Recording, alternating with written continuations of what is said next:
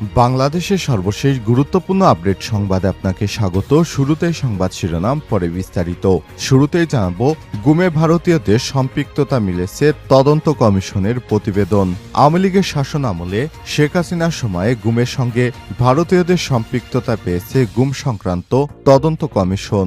আজ প্রধান উপদেষ্টা অধ্যাপক ডক্টর মোহাম্মদ ইউনূসের কাছে যে প্রতিবেদন দিয়েছে কমিশন, সেখানের এক অংশে বলা হয়েছে নিখোঁজ ব্যক্তিদের মাথায় গুলি করে লাশ সিমেন্টের ব্যাগ দিয়ে নদীতে ডুবে দেয়া হতো, মরদেহ টেনে নিচে ফেলা হতো, তুলে নেওয়া হতো ব্যক্তিকে গাড়িতে চাপা দেওয়ার তথ্য পাওয়া গেছে। কমিশনের তদন্ত প্রতিবেদনে আরো বলা হয়েছে, গুম শুধু বাংলাদেশের অভ্যন্তরীণ বিষয় নয়, বরং আন্তর্জাতিক চক্রান্তেরই অংশ।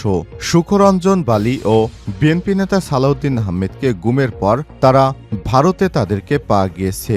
ভারতের শেখ হাসিনার গুমের সঙ্গে সরাসরি সম্পৃক্ত ছিল। যারা গুম হয়েছেন এর মধ্যে অনেকেই জানিয়েছে যে যেসব ব্যক্তিরা তাদেরকে গুমের সঙ্গে জড়িত ছিল তারা অনেকেই হিন্দিতে কথা বলতো। এরপর জানাবো, আওয়ামী লীগের সাবেক মন্ত্রী সহ 16 জনকে ট্রাইব্যুনালে হাজির করা হবে। জুলাই আগস্টের গণহত্যা ও মানবতা বিরোধী অপরাধে জড়িত থাকার অভিযোগে দায়ের করা এক হত্যা মামলায় তদন্তের অগ্রগতি জানাতে আজ আওয়ামী লীগের 16 জন নেতাকর্মীকে ট্রাইব্যুনালে তোলা হচ্ছে।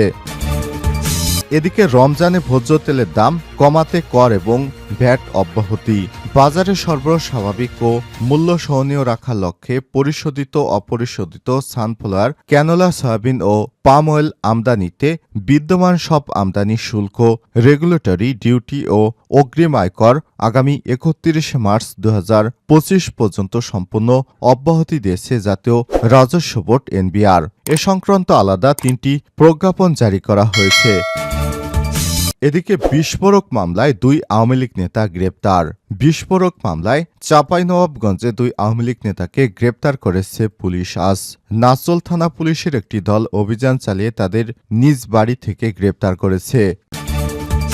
জানাবো, গোপালগঞ্জে অনুষ্ঠানে খাবার খেয়ে শতাধিক শিশু কিশোর অসুস্থ।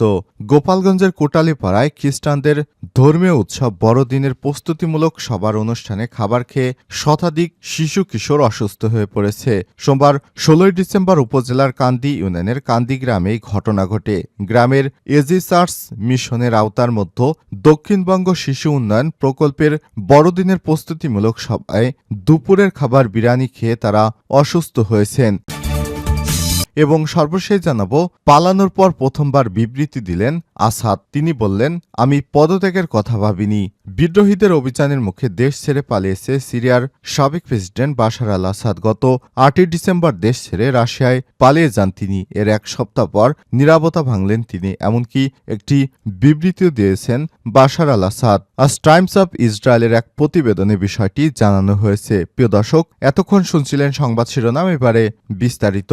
তবে তার আগে বন্ধুরা, অনুরোধ থাকবে সংবাদটিতে একটি লাইক দিন। এই চ্যানেলে আপনি নতুন হয়ে থাকলে আমাদের সংবাদটি দেখতে দেখতে চ্যানেলটি সাবস্ক্রাইব করে রাখুন। কমেন্ট করে আপনার মূল্যবান মতামত জানিয়ে দিন বন্ধুরা, আপনি বিশ্বের কোন দেশ থেকে বা বাংলাদেশের কোন স্থান থেকে আমাদের সংবাদটি দেখছেন এবং শুনছেন। এবারে বিস্তারিত। গুমে ভারতীয়দের সম্পৃক্ততা মিলেছে তদন্ত কমিশনের প্রতিবেদন। আওয়ামী লীগের শাসন আমলে গুমের সঙ্গে ভারতীয়দের সম্পৃক্ততা পেয়েছে গুম সংক্রান্ত তদন্ত কমিশন। শনিবার প্রধান উপদেষ্টা অধ্যাপক ডক্টর মোহাম্মদ ইউনূসের কাছে যে প্রতিবেদন দিয়েছে কমিশন, সেখানের একাংশে বলেছে নিখোঁজ ব্যক্তিদের মাথায় গুলি করে লাশ সিমেন্টের ব্যাগ দিয়ে নদীতে ডুবে দেয়া হতো, মরদেহ টেনে নিচে ফেলে দেয়া হতো, তুলে নেওয়া ব্যক্তিকে গাড়ি চাপা দেয়া হতো, এসব তথ্য পাওয়া গেছে। কমিশনের তদন্ত প্রতিবেদনে বলা হয়েছে, গুম শুধু বাংলাদেশের অভ্যন্তরীণ বিষয় নয়, বরং আন্তর্জাতিক চক্রান্তেরই অংশ।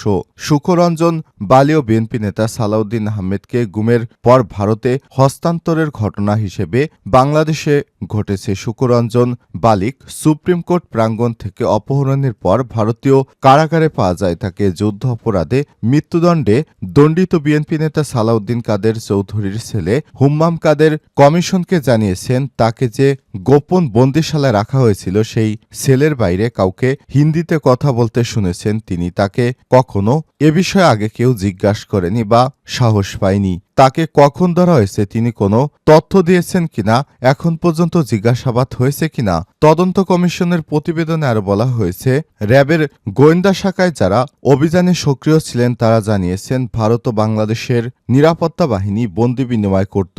বাংলাদেশের গুমের ঘটনা এবং আন্তর্জাতিক সুসংগঠিত চক্রের অংশ এসব ঘটনা তারই বহিঃপ্রকাশ। বিএনপি নেতা সালাউদ্দিন আহমেদকে 2015 সালে রাজশাহীর উত্তরা থেকে তুলে নেয়ার পর ভারতে পাওয়া যায় এর উদাহরণ। তার অভিজ্ঞতা থেকে জানা গেছে তাকে যে নির্জন স্থানে রাখা হয়েছিল সেটি টিএফআই টাস্কফোর্স অব ইন্টারগেশন লেখা কম্বল ছিল। সেই সময় র্যাব সদর দপ্তরের তত্ত্বাবধানে টিএফআই পরিচালিত হতো। প্রতিবেদনে আর বলা হয়েছে, তদন্ত কমিশন পরিদর্শনে নিশ্চিত হয়েছে র্যাবের গোয়েন্দা শাখা এখন টিএফআই এ প্রবেশ নিয়ন্ত্রণ করে। তবে বন্দিশালার ভেতরে অবকাঠামোর পরিবর্তন আনা হয়েছে। কিছুদিন আগে সালাউদ্দিন আহমেদ কমিশনকে জানিয়েছে তাকে ভারতীয় কর্মকর্তাদের কাছে তুলে দেওয়া হয়েছিল যে সন্দেহভাজন বাংলাদেশি কর্মকর্তা ছিলেন। তিনি পরিচয় লুকাতে জমটুপি পরা ছিলেন, যা দুই দেশের সরকারের উচ্চ পর্যায়ের এবং নিরাপত্তা বাহিনীর যোগাযোগকে নির্দেশ করে। আওয়ামী লীগের সাবেক মন্ত্রীসহ 16 জনকে ট্রাইব্যুনালে হাজির করা হবে। জুলাই আগস্টের গণহত্যা ও মানবতা বিরোধী অপরাধে জড়িত থাকার অভিযোগে দায়ের করা এক মামলায় তদন্তের অগ্রগতি জানাতে আওয়ামী লীগের গ্রেপ্তার সাবেক মন্ত্রী, আমলা, বিচারপতি ও রাজনীতিবিদ সহ 16 জনকে আজ আন্তর্জাতিক অপরাধ ট্রাইব্যুনালে হাজির করা হবে। আজ মঙ্গলবার 17 ডিসেম্বর দ্বিতীয়বারের মতো তাদের আন্তর্জাতিক অপরাধ ট্রাইব্যুনালে হাজির করা হবে বলে আদালতের নির্দেশে তাদের এই মামলার অগ্রগতি জানাতে তাদের ট্রাইব্যুনালে উঠাতে হবে। সোমবার 16 ডিসেম্বর রাতে গণমাধ্যমে সব তথ্য জানিয়েছে আন্তর্জাতিক অপরাধ ট্রাইব্যুনালের প্রসিকিউটর আব্দুল্লাহ আল নোমান। অভিযুক্তরা হলেন সাবেক মন্ত্রী আনিসুল হক, ফারুক খান, ডক্টর দীপু মনি, রাশেদ খান মেনন, আব্দুর রাজ্জাক, হাসানুল হক ইনু, জোনায়েদ আহমেদ পলক, শাহজাহান খান, গোলাম দস্তগীর গাজী, সাবেক প্রতিমন্ত্রী কামাল আহমেদ মজুমদার, সাবেক প্রধানমন্ত্রীর উপদেষ্টা সালমান এফ রহমান, তৌফিক ইলাহি, সাবেক বিচারপতি এএইচএম শামসুদ্দিন চৌধুরী মানিক ও সচিব জাহাঙ্গীর আলম, আওয়ামী লীগ নেতা আমির হোসেন আমু এবং কামরুল ইসলাম। রমজানে ভোজ্য তেলের দাম কমাতে কর এবং ভ্যাট অব্যাহতি। বাজারে সরবরাহ স্বাভাবিক ও মূল্য সহনীয় রাখার লক্ষ্যে পরিশোধিত এবং অপরিশোধিত সানফ্লাওয়ার, ক্যানোলা, সয়াবিন ও পাম অয়েল আমদানি বিদ্যমান সব আমদানি শুল্ক ও রেগুলেটরি ডিউটি এবং অগ্রিম আয়কর আগামী 31 মার্চ 2025 পর্যন্ত সম্পূর্ণ অব্যাহতি দিয়েছে জাতীয় রাজস্ব বোর্ড এনবিআর। সোমবার 16 ডিসেম্বর এক বিজ্ঞপ্তিতে এনবিআর এসব তথ্য জানায়। 15 ডিসেম্বর এ সংক্রান্ত আলাদা 3টি প্রজ্ঞাপন জারি করা হয়েছে। বিজ্ঞপ্তিতে বলা হয়েছে সব প্রজ্ঞাপনে সানফ্লাওয়ার, ক্যানোলা, সয়াবিন ও পাম অয়েল বিক্রয়ের উপর স্থানীয় পর্যায়ে পদেয় মূল্য সংযোজন কর 2025 সালের 31 মার্চ পর্যন্ত সম্পূর্ণ অব্যাহতি দেওয়া হল।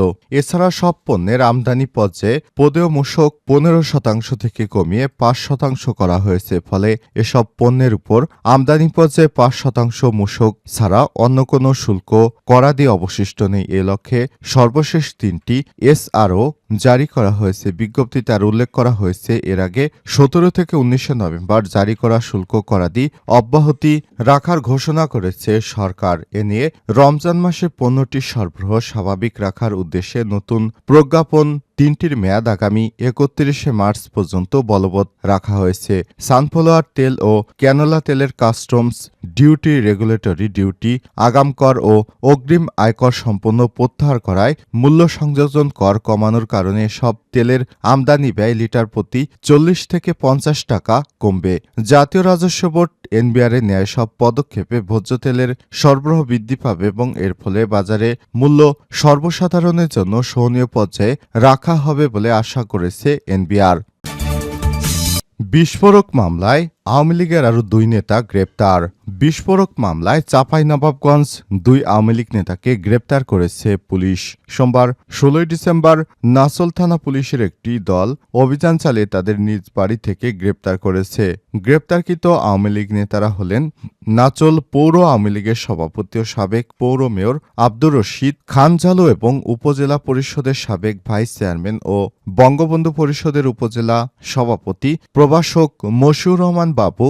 নাচল থানার অফিসার ইনচার্জ ওসি মনিরুল ইসলাম গ্রেপ্তারের বিষয়টি নিশ্চিত করেছেন। তিনি জানান, বিস্ফোরক ও চাঁদাবাজির মামলায় সাবেক পৌর মেয়র ও সাবেক উপজেলা ভাইস চেয়ারম্যানকে আটক করা হয়েছে। মামলা দায়েরের পর তারা পলাতক ছিলেন। তিনি আরও জানান, আজ দুপুরে তাদের আদালতের মাধ্যমে কারাগারে পাঠানো হয়েছে। উল্লেখ্য, গত 20 অক্টোবর নাসালে ফতেপুর ইউনিয়ন মার্কেল গ্রামের বিএনপি নেতা এস্তাব আলী বাদী হয়ে 26 জন আওয়ামী লীগ নেতার নাম উল্লেখ করে নাচল থানায় একটি বিস্ফোরক ও চাঁদাবাজির মামলা দায়ের করেন। এ মামলার আসামি ছিলেন নাচল পৌরসভা সাবেক পৌর মেয়র ও উপজেলা ভাইস চেয়ারম্যান।